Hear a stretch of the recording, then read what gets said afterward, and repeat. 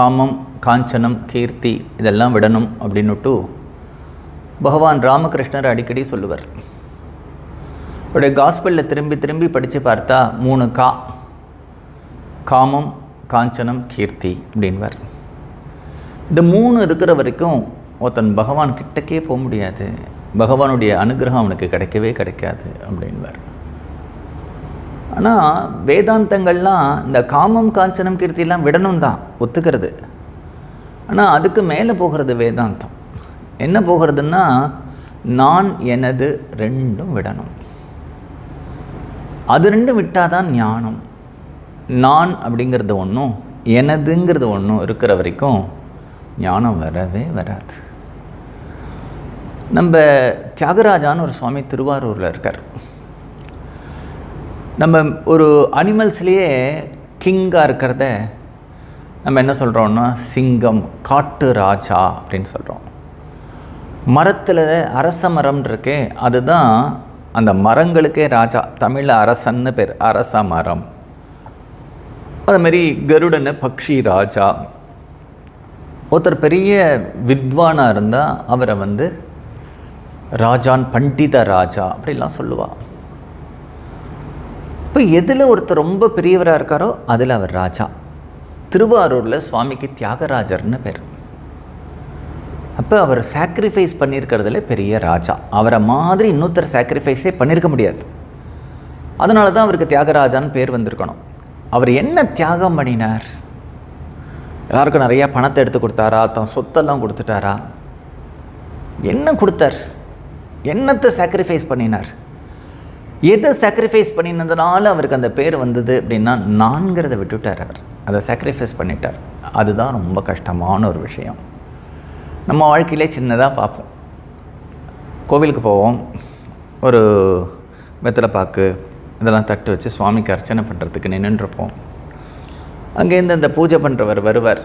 யார் பேரில் அர்ச்சனை பண்ணணும் அப்படின்னா, கொஞ்சம் பெருமையாக நம்ம பண்ணுவோம். என் பேர்லாம் வேண்டாம் சார், பகவான் பேர்லேயே பண்ணுங்கோ அப்படின்வார். அவர் 10 தப்படி படிக்கட்டேறணுன்னு ஒரு புண்ணியத்தை விட்டுட்டோம். சார் பரவாயில்ல, என் பேர்லேயே பண்ணிவிடுங்கோ அப்படின்னுடும். பட்டக்குன்னு ஒரு நான் வந்துடுறது. எதுக்கு நம்ம கிடைக்கிற புண்ணியத்தை விடணும்? முதல்ல வேண்டாம்னு சொன்னோம். முதல்ல வேண்டாம்னு சொன்னதுலேயும் ஒரு நான் இருக்குது. என்ன நான் இருக்குன்னா, அங்கே 10 பேர் நின்றுருந்தா அவன் முன்னாடி கொஞ்சம் பெருமையாக இருக்கட்டுமே, அவர் தான் பேருக்கெல்லாம் அர்ச்சனை பண்ணலை. ஆனால் அவெல்லாம் போனப்புறம் அவரை கூப்பிட்டு என் பேருக்கு பண்ணிவிடுங்கோ. இப்போ இந்த நான்கிறத ஓவர் கம் பண்ணுறது ரொம்ப டிஃபிகல்ட்டாக இருக்குது. ஒரு பெரியவர் இருக்கார். அவர் பெரியவர் இருக்கும்பொழுது ஒரு 2 பேரை கூப்பிட்றோம். நம்ம ஒருத்தரை நமஸ்காரம் பண்ணு அவரை அப்படின்னு சொன்ன உடனே அவன் பண்ணுறான். பண்ணும்பொழுது அவன் என்ன நினைக்கிறான், நம்ம எவ்வளோ ஒபீடியன்ட்டுன்னு எல்லோரும் நினைக்கட்டோம் அப்படின்னு நமஸ்காரம் பண்ணுறான். இன்னொருத்த நான் பண்ண மாட்டேன் அப்படிங்கிறான்.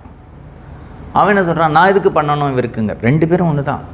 இவன் பண்ணுறது என்னத்துக்குன்னா, நான் எவ்வளோ ஒபீடியன்ட்டு எல்லாருக்கும் காண்பிக்கிறதுக்காக அங்கேயும் ஒரு நான் இருக்குது, நான் பண்ண மாட்டேன்னு சொல்கிற இடத்துலையும் ஒரு நான் இருக்குது. ஸோ அந்த நானை ஓவர் கம் பண்ணுறது ரொம்ப டிஃபிகல்ட். அந்த நான் எனது இது ரெண்டும் போனால் தான் ஞானம் வரும் அப்படின்வா. அதாவது ரமணர் அழகாக சொல்லுவார், ஒரு சின்ன குழந்தை அப்பா வெளியில் போகும்பொழுது கூட தானும் வரேன்னு சொல்கிறதுக்கு, அப்பா நானும் வரேன் அப்படின்னு கையை இந்த இடத்துல தான் வைக்கிறது. இந்த இடத்துல தான் நான்கிறது அந்த குழந்தை தன்னை அறியாமல் காண்பிக்கிறது அப்படின்னு சொல்லுவார். ஒரு வீட்டில் போய் கதவை தட்டுறோம். யார் அப்படின்னு கேட்குறேன். நான் வந்திருக்கேன். யார்? நான் வந்திருக்கேன். யார்? நான் தான் வந்திருக்கேன் அப்படிங்கிறோம். அங்கே நான் தான் அப்படின்னு ஒன்று வருது. நம்ம எந்த ஜபம் பண்ணுறோமோ பண்ணலையோ, ஒரு ஜபத்தை விடாமல் நீ விரும்பினாலும் விரும்பாட்டாலும் உள்ளே நடந்துகிட்டே இருக்கு. அது என்ன ஜபம்னா, நான் நான் நான் நான் நான். எல்லாத்துலேயும் ஒரு அட்டென்ஷன் சீக்கிங் இல்லையா? நம்முடைய போஸ்ட்டு போயிடுமோ, நம்முடைய அழகு போயிடுமோ, நமக்கு ஏதாவது மறந்து போயிடுமோ, எல்லாத்துலேயும் நான் நான் நான். இதுக்கு ஈகோ அப்படின்னு சொல்லலாம். ஆனால் எக்ஸாக்ட் ஈகோ இல்லை அது. இந்த நான்கிறது ஒரு ஸ்புரணம், ஆனால் அதனுடைய ஒரு மேனிஃபெஸ்டேஷன் தான் ஈகோ. மெட்ராஸில் ஒரு தரம் காஞ்சி பெரியவர் தங்கி இருக்கும்பொழுது ரஷ்யாவிலேருந்து சில பேர் அவரை பார்க்குறதுக்கு வந்தா. அப்போ பெரியவா அட்டாவா கேட்டா, இந்த ஈகோவை பகவான் ஏன் படைச்சான் அப்படின்னு கேட்டார். எல்லாருக்கும் ஒரு ஈகோவை ஏன் கொடுத்தான் பகவான் அப்படின்னு கேட்டார். இப்போ பெரியவா சொன்னால் ego is the wilful evil அப்படின்னு சொன்னார். அவளுக்கு புரியவே இல்லை. ஈகோவை போய் வில்ஃபுல்னு சொல்ல முடியுமா? ஈவில்னு சொல்கிறார், ஆனால் வில்ஃபுல் ஈவில்னு சொல்கிறார். அவளுக்கு புரியாத பொழுது பெரியவா சொன்னால், உனக்கு கை இருக்குது, கையில் சின்னதாக ஒரு கட்டி வருது, ஒரு ஸ்வெல்லிங், ஒரு வலி வருது. என்னடா அது இப்போ வலி வந்திருக்கே கையில் அப்படின்னு உனக்கு ரொம்ப கோபம் வருது, ரொம்ப பெயின்ஃபுல்லாக இருக்குது. இப்படிலாம் கையை உதற. நீ டாக்டர்கிட்ட போகிற. டாக்டர் சின்னதாக ஒரு அதுலேருந்து ஒரு சாம்பிள் எடுத்து, நீடில் சாம்பிள் எடுத்து பயாப்சி கொடுக்குறார். கொடுத்தா கேன்சர் டெண்டன்சி இருக்குது அந்த செல்லுக்கு. உடனே டாக்டர் என்ன பண்ணுறார், நல்ல வேலை சார், நீங்கள் இப்போ இன்னும் அந்த கேன்சர் செல்ஸாக மாறலை, அதை மாறக்கூடிய ஒரு இதில் இருக்குது, உழைச்சல், இன்னும் 2-3 மாதம் கழித்து வந்திருந்தேல் அவ்வளவுதான் அப்படிங்கிறார். இப்போ முதல்ல அந்த வீக்கமும் கட்டியும் வரலைன்னா இவன் டாக்டர்கிட்டே போயிருக்க மாட்டான். அப்போ அது பெயின்ஃபுல்லாக தான் இருந்தது, கஷ்டமாக தான் இருந்தது, ஆனால் இவனை பெரிய ஆபத்திலிருந்து அதை காப்பாற்றிருக்கு. அப்போ அது ஒரு தேவையான ஒரு வழி தானே, அந்த உடம்பு அதை காமிக்கிறது இல்லையா? அது மாதிரி நமக்கு ஈகோன்னு ஒன்று இருக்குதுன்னு தெரிஞ்சாதான் அதை ஓவர் கம் பண்ணணுங்கிற எண்ணம் நமக்கு வரும்.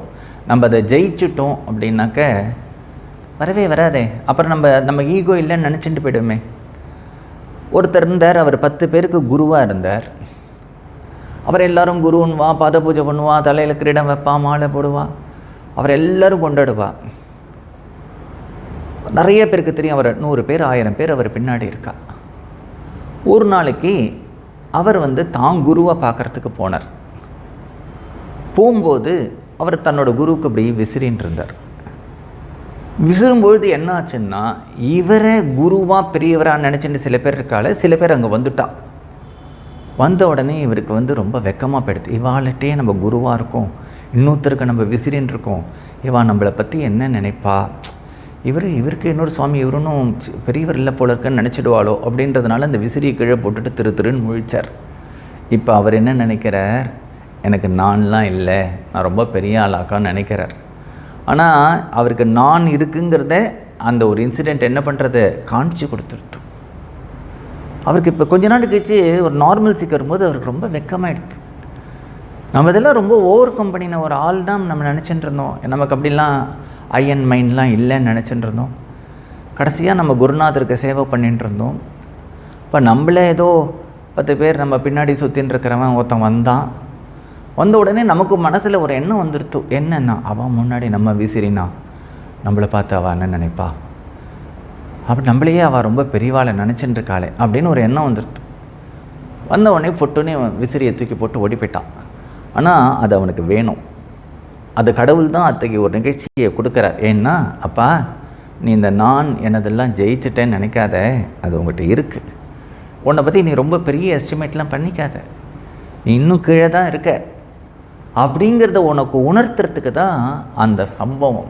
இப்போ நமக்கு அந்த நான்கிறது இருக்குது அப்படின்னு தெரிஞ்சுட்டா தானே, சிச்சோ இது இன்னும் இருக்குது, இது இன்னும் நம்மளை விட்டுட்டு போகல, we have to travel very long அப்படின்றது நமக்கு தோணும் இல்லையா?